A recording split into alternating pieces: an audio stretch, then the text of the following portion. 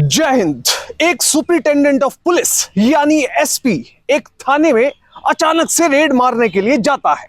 अब जैसे ही एसपी साहब पहुंचते हैं वहां पर थाने में पता किया जाता है कि थाने के इंचार्ज साहब यानी दरोगा साहब यानी इंस्पेक्टर साहब कहां पर हैं। तभी सिपाही कहता है कि सर वो पीछे बने अपने क्वार्टर में मौजूद हैं।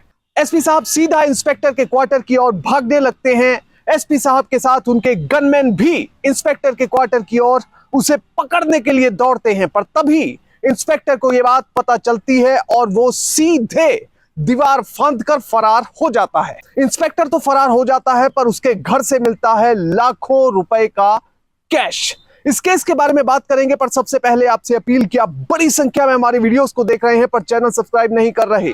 अगर आप इस वीडियो को देख रहे हैं तो फौरन चैनल को सब्सक्राइब करें, बेल नोटिफिकेशन ऑन करें, वीडियो को ज्यादा से ज्यादा शेयर करें और इसके साथ ही अपना कमेंट करना ना भूलें। इस पूरे केस की सच्चाई जानने के लिए वीडियो को बिल्कुल आखिर तक देखें और बिल्कुल भी स्किप ना करें। इस पूरे केस को समझने के लिए आपको चलना पड़ेगा उत्तर प्रदेश के बरेली में और वहां के फरीदपुर थाना क्षेत्र में।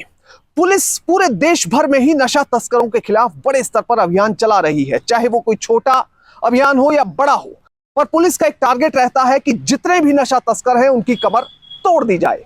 अब इस बीच होता क्या है, नवदिया अशोक के रहने वाले दो शख्स कहीं जा रहे होते हैं, तभी अचानक उन्हें पुलिस रोकती है। उनसे कथित तौर पर पूछताछ होती है, उनकी चेकिंग होती है और उनसे तकरीबन 300 ग्राम स्मैक यानी नशीला पदार्थ बरामद होता है। उसके बाद पुलिस इन दोनों को हिरासत में ले लेती है और उन्हें थाने ले आती है। अभी जो थाना है यह है कथित तौर पर बरेली का फरीदपुर थाना, जहां पर लाकर इन दोनों को हिरासत में पुलिस ने रख लिया। अब जिस टीम की लीडरशिप में गिरफ्तारी हुई थी उसके लीडर यानी इंस्पेक्टर थे राम सेवक। पुलिस द्वारा आलम और उसके साथ एक और शख्स को नशीला पदार्थ रखने के जुर्म में हिरासत में लिया गया था। अब इसके बाद जो नॉर्मल प्रोसेस पुलिस की होती है, पुलिस एफआईआर रजिस्टर करती है, गिरफ्तारी दिखाती है, मजिस्ट्रेट के सामने पेशी करवाती है, पर इस मामले में ऐसा कुछ भी कथित तौर पर नहीं हुआ। दरअसल इन दोनों को हिरासत में तो लिया गया पर इनकी गिरफ्तारी नहीं दिखाई गई, एफआईआर भी रजिस्टर नहीं की गई, बल्कि असल में कथित तौर पर कुछ ऐसा हुआ कि इंस्पेक्टर राम सेवक ने इन दोनों से रिश्वत की मांग की।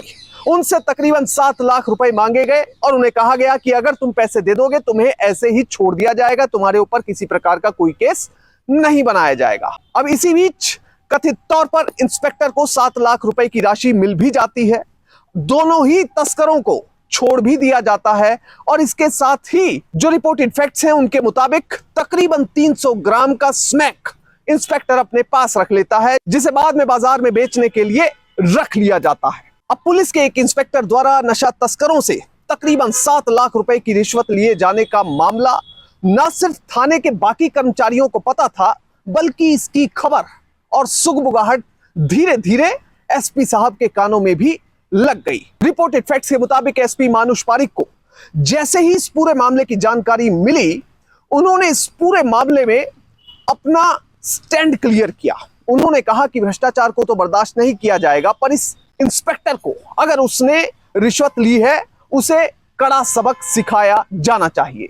अब एसपी साहब ने कथित तौर पर रिश्वत के इस मैटर की पूरी जानकारी कॉन्फिडेंशियल रखी, यानी कि किसी को भी इसके बारे में खबर नहीं लगने दी गई। और इसके साथ ही जो सीओ हैं, जो डीएसपी फरीदपुर है गौरव सिंह, उनको रिपोर्टेड फैक्ट्स के मुताबिक इसकी जानकारी दी गई और एसपी साहब ने कहा कि आपको मेरे साथ इस थाने में रेड मारने के लिए चलना पड़ेगा। अब सुपरिटेंडेंट ऑफ पुलिस अपने स्टाफ को गाड़ी निकालने के लिए कहते हैं और कहते हैं कि मुझे देहाती क्षेत्र का दौरा करना है, पर उन्हें यह नहीं बताते कि उन्हें एग्जैक्टली किस लोकेशन पर जाना है। अब टीम निकल पड़ती है दौरे के लिए। एक तरफ से एसपी की गाड़ी लगातार फरीदपुर थाने की तरफ बढ़ रही थी, जबकि उनकी टीम को इसके बारे में कुछ नहीं पता था। वहीं दूसरी तरफ से सीओ यानी सर्कल अफसर फरीदपुर गौरव सिंह की गाड़ी भी फरीदपुर थाने की तरफ बढ़ रही थी और उनकी टीम को भी इस ऑपरेशन के बारे में कुछ भी जानकारी नहीं थी। अब जो फरीदपुर थाना है वो दरअसल लखनऊ हाईवे पर स्थित है, ऑन रोड है, इसलिए उसके लिए कहीं अंदर नहीं मुड़ना पड़ता है। अब जैसे ही लखनऊ हाईवे पर यह गाड़ी चल रही थी, अचानक से एसपी साहब कहते हैं कि फरीदपुर थाने की ओर अंदर गाड़ी मोड़ लो। स्टाफ फौरन गाड़ी अंदर की तरफ मोड़ लेता है।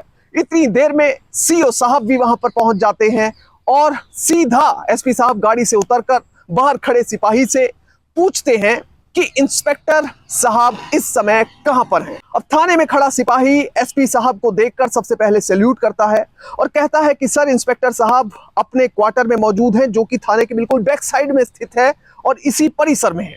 अब एसपी साहब फौरन तेजी से थाने से निकलते हैं और क्वार्टर्स की तरफ बढ़ जाते हैं, यानी कि दौड़ने लगते हैं। अब एसपी साहब दौड़ रहे हैं, सीओ साहब दौड़ रहे हैं, साथ में काफी सारे गनर और पुलिस का स्टाफ दौड़ रहा है और सिर्फ इंस्पेक्टर को पकड़ने के लिए।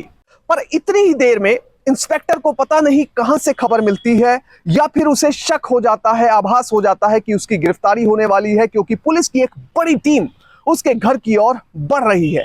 तभी अचानक से ये इंस्पेक्टर अपने घर से निकलता है और फौरन दीवार फांदता है और भाग जाता है। अब इतनी देर में एसपी साहब और उनकी पूरी टीम गनर दीवार की तरफ इंस्पेक्टर को पकड़ने के लिए दौड़ते हैं, पर इंस्पेक्टर साहब फुर्ती से फरार हो जाते हैं। इंस्पेक्टर के फरार होने के बाद यह सोचा गया कि उसको तो 1 या 2 दिन में कहीं ना कहीं से तो गिरफ्तार कर ही लिया जाएगा, पर जो इसका ठिकाना है, इसका घर है, इसकी तलाशी ली जाए।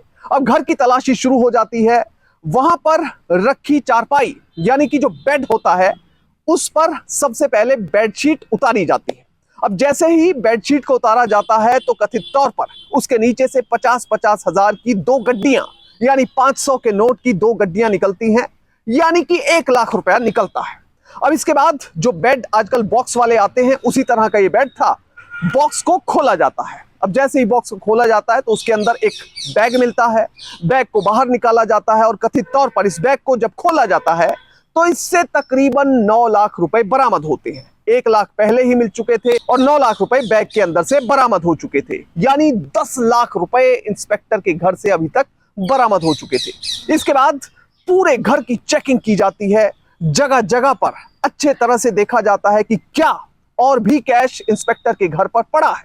बहरहाल पुलिस ने इस पूरे मामले पर सर्किल ऑफिसर यानी डीएसपी गौरव सिंह की तहरीर पर एफआईआर रजिस्टर की। इस बीच तकरीबन 29 थानों की पुलिस को इंस्पेक्टर को ढूंढने के लिए, जो कि फरार हुआ था, उसे ढूंढने के लिए लगा दिया गया। इंस्पेक्टर की सारी डिटेल्स, उसकी फोटोग्राफ पुलिस के ग्रुप में शेयर की गई और कहा गया कि जैसे ही इंस्पेक्टर को कहीं भी देखा जाए उसे फौरन गिरफ्तार करके पेश किया जाए। अब इसी क्रम में बरेली, शाहजहांपुर, बदायूं और पीलीभीत की पुलिस के पास इंफॉर्मेशन पहुंच चुकी थी और जगह जगह पर इस इंस्पेक्टर को तलाशने के लिए दबिश दी जाने लगी।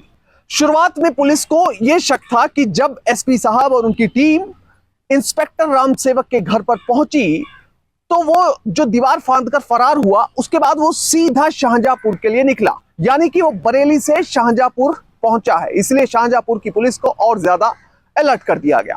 अब अगर इस इंस्पेक्टर की बात करें तो बताया जाता है कि इंस्पेक्टर साल 2007 का भर्ती है और ठीक 2 साल पहले ये दारोगा बना था।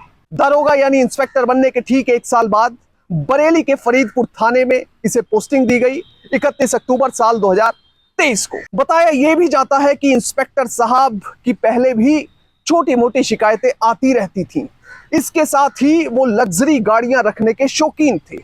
इंस्पेक्टर की तनख्वाह लिमिटेड होती है, उसमें इतनी बड़ी लग्जरी गाड़ियां नहीं रखी जा सकती। अब पुलिस ने जो एफआईआर रजिस्टर की है वो की है भारतीय न्याय संहिता की धारा 308 और 127 के तहत। इसके साथ ही प्रिवेंशन ऑफ करप्शन एक्ट की धारा 7 और 13 के तहत भी मामला रजिस्टर किया गया है। अब जो भारतीय न्याय संहिता की धारा 308 है उसमें एक्सटॉर्शन अगर कोई भी पब्लिक सर्वेंट करता है तो उसके खिलाफ कार्रवाई की जाती है। इसमें 10 साल तक की सजा हो सकती है और इसके साथ ही जुर्माना भी होता है। वहीं भारतीय न्याय संहिता की धारा 127 की अगर बात की जाए, अगर कोई भी पब्लिक सर्वेंट किसी आम व्यक्ति को रॉन्गफुल कन्फाइनमेंट में रखता है, यानी कि गैर कानूनी तौर पर हिरासत में रखता है, तो उसे 1 साल तक की सजा हो सकती है या जुर्माना हो सकता है या फिर दोनों हो सकते हैं। वहीं अगर प्रिवेंशन ऑफ करप्शन एक्ट की बात करें तो इसकी धारा 7 के तहत 7 साल तक की सजा हो सकती है और साथ में जुर्माना भी होता है। प्रिवेंशन ऑफ करप्शन एक्ट की धारा 13 के तहत अगर कोई पब्लिक सर्वेंट क्रिमिनल कॉन्स्पिरेसी करता है, यानी आपराधिक षड्यंत्र करता है, तो उसे सजा दी जा सकती है। इसमें 7 साल तक की सजा होती है और साथ में जुर्माना होता है। बहरहाल एसपी साहब द्वारा इंस्पेक्टर पर की गई इस रेड से सारे पुलिस महकमे में हड़कंप मच गया और एक बड़ा मैसेज गया कि अगर कोई भी रिश्वत लेगा तो उसे बख्शा नहीं जाएगा। और इसके लिए एसपी साहब की भी जगह जगह तारीफ हुई। इस मामले से हमें यह सीख मिलती है कि कोई भी पब्लिक सर्वेंट हो, वो पुलिस में हो, सिविल सर्विस में हो या किसी और सरकारी बड़े ओहदे पर बैठा हो, अगर वो किसी भी गैर कानूनी गतिविधि में शामिल होगा, रिश्वत लेगा, गलत काम करेगा या भ्रष्टाचार करेगा तो उसे कभी भी बख्शा नहीं जाएगा। कई बार तो अधिकारी गण ही उसे नहीं बख्शते हैं और कई बार उसे कानून नहीं बख्शता है। अदालत के द्वारा ऐसे व्यक्ति को सजा दी जाती है और उसके बाद वो अपराधियों की श्रेणी में शुमार हो जाता है। जय हिंद।